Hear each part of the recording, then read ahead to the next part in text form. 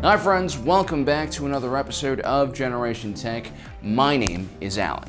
It's the fourth year of the Clone Wars, just months before Order 66 and the end of the Jedi Order. Although the Separatists have almost lost the war, they still have a few more tricks up their sleeves. Today we'll be taking a look at the Battle of Anaxes, one of the more important story arcs that will be appearing in the 7th and final season of the Clone Wars. It's also, in my opinion, one of the most important battles in the entire Clone Wars for both the Galactic Republic and also the Confederacy. But before we begin, today's episode is brought to you by Raid Shadow Legends. Let's take a look. So first of all, Raid Shadow Legends looks pretty awesome. The effects and character animations are pretty impressive, especially for a mobile game.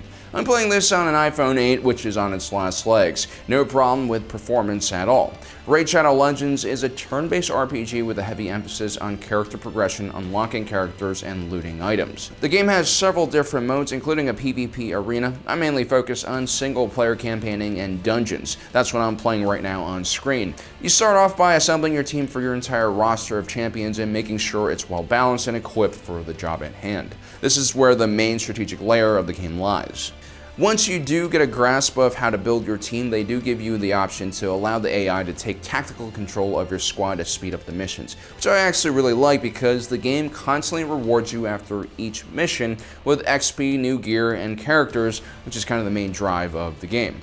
This whole setup is perfect for mobile gaming. You can be pretty casual and play this for half an hour a day on your commute like I do, or really go in deep and fully build a perfect team of heroes and make sure your items and buffs are all top-notch. If you guys are interested in playing this game, check out our description in the link below, and you guys can get 200,000 silver and 1 free champion when you download the game. This offer will be available for the next 30 days. Well, thank you for your patience. On to the rest of the episode. By the fourth year of the Clone Wars, 19 BBY, the Grand Army of the Republic had the Confederacy of Independent Systems on the defensive. During the first half of the Clone Wars, the CIS Navy and Droid Army more or less had complete free reign and mobility in the outer regions of the galaxy. The mass-produced droids and repurposed merchant ships that made up the bulk of the Separatist Alliance offensive completely outnumbered the newly revealed Clone Army. The Republic didn't even have capital ships in the earlier days of the Clone Wars. As a matter of fact, they had to rely on starfighters to escort their troop transports. And although the Clone Army was victorious at the Battle of Anaxes, they failed one important strategic goal, which was preventing the bulk of the Separatist droid army from escaping and essentially spreading out like a virus across the entire Outer Rim.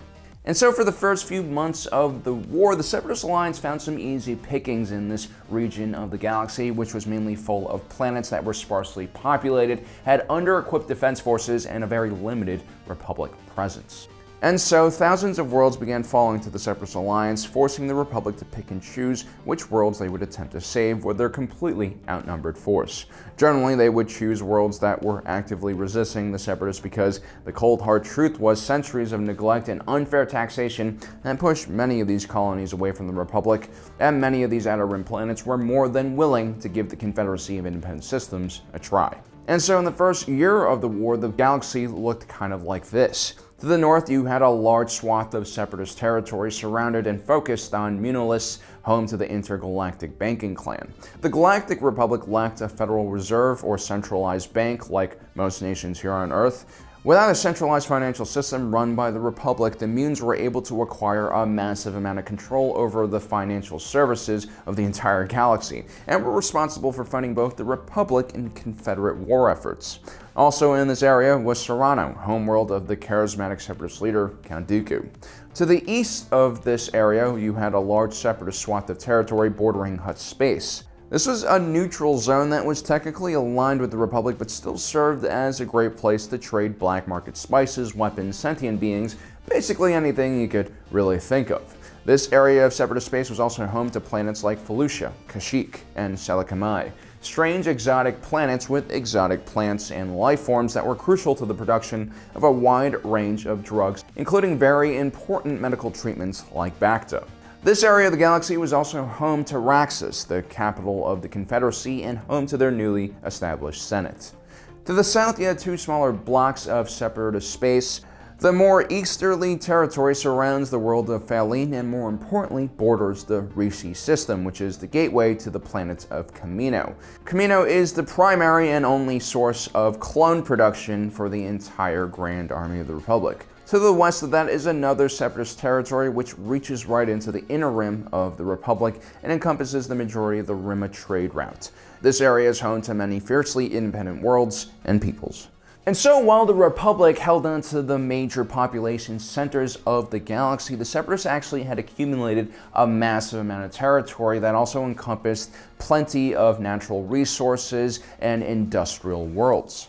And with each passing week, their forces threatened to close the narrowing gaps of space in between each one of their separate pockets of territories, which the Republic was desperately trying to keep open. Important Republic worlds like Malastare and Mon Cala were becoming increasingly vulnerable and isolated.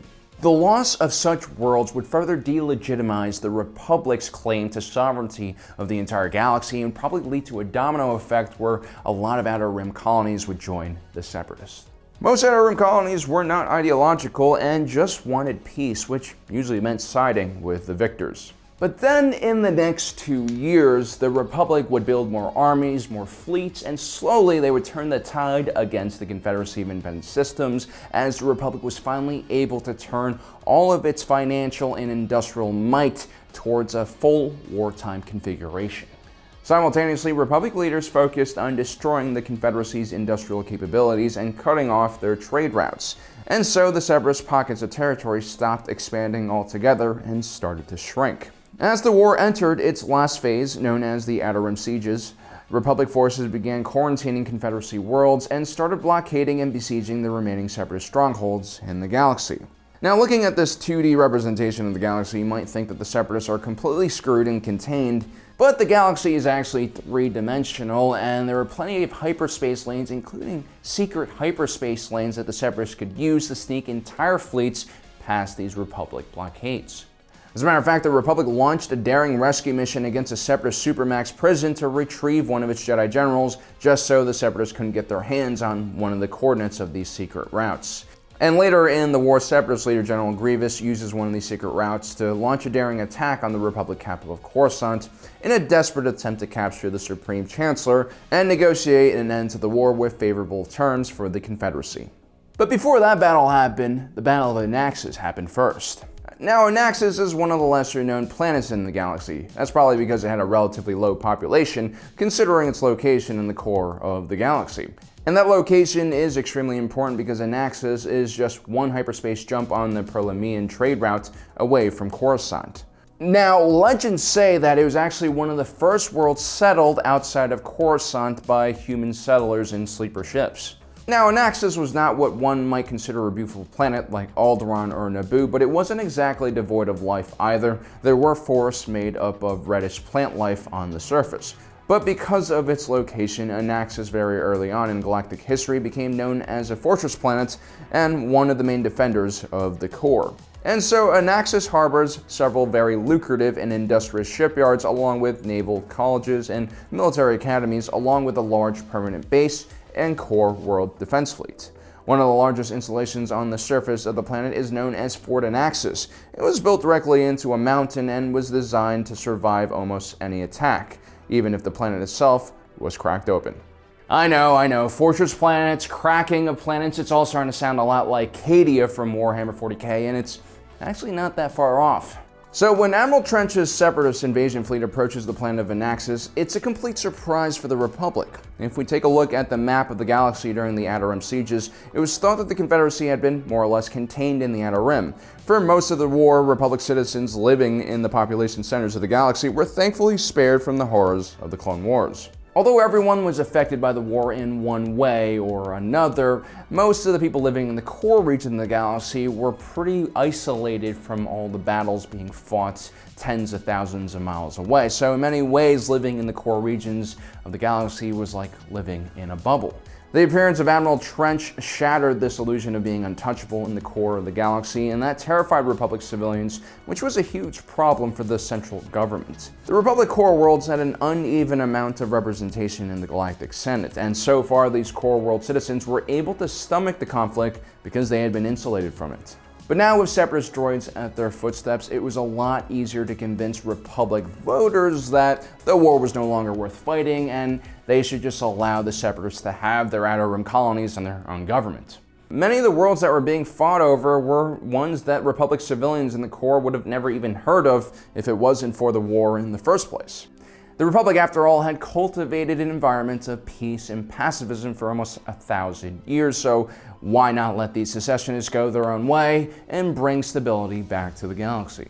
Republic leaders understood that they had to quickly get rid of the Separatist threats in the core, or else public opinion for the war would quickly sour. And for the Separatists, this had always been a war of attrition against the Republic. No one in the Confederacy believed that they could actually take over the entire galaxy. Instead, their goal was to inflict so much damage on the Republic that its leaders would decide it was no longer worth fighting the war anymore. Equally as important were the production facilities and shipyards on Anaxes. They provided a massive amount of vehicles, equipment, and ships for the core world fleets.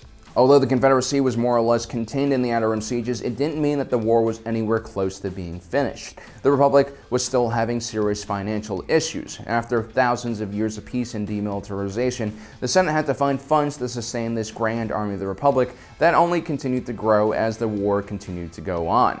The federal government was extremely close to going bankrupt. Luckily, Palpatine had the foresight to stabilize Munilus and bring it under Republic control once again, and then temporarily take over the intergalactic banking clans, creating a centralized bank that could print enough credits to sustain the war effort. So as bad as things were going for the Separatist alliance, the Republic was also being pushed to its limits both financially and strategically. As a matter of fact, almost all of their military forces were deployed in the Outer Rim. It was difficult for the Republic to find reinforcements for the Battle of Anaxes. And in the opening days of the battle, Admiral Trench, who is one of the most capable leaders in the Confederacy, quickly secured access to several production centers on Anaxes. Now, we're not going to be spoiling what happens next because that's going to be covered in the final season of the Clone Wars, but it's important to understand just how much is at stake in this one battle. If the Republic is not able to win this battle and the Separatists are able to seize this strategic planet, this could force the Republic to come to the negotiation table and sue for peace. So as you're watching this new season of the Clone Wars, I hope you guys keep this all in mind. The stakes are incredibly high for the Battle of Anaxes. Well, I hope you enjoyed today's episode. Don't forget to subscribe and hit that notification button down below. And as usual, if you're watching this, you are Generation Tech. You.